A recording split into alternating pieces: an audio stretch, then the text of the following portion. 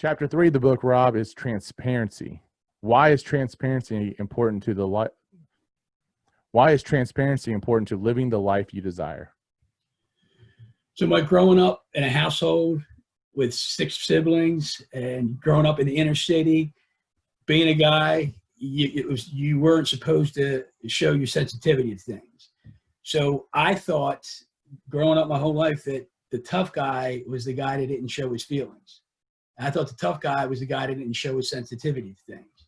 And then I learned, I'm going to say I learned this through Brian. He taught at his first peak, he talked about transparency. And he talked about transparency being who you are. And when we can be who we are and be that sensitive person you are, express the feelings that you have, and let people see you for who you are, then you become more attractive. And then people start to gravitate to you.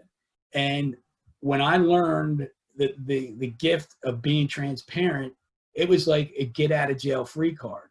Because I think so many of us, we cage ourselves in this. I like the metaphor, the visualization or picture I have is like, there's little Robbie in a cage inside his heart, and he won't let himself out because he's too concerned about what other people think, do, or say about him, because he wants to be somebody else instead of himself.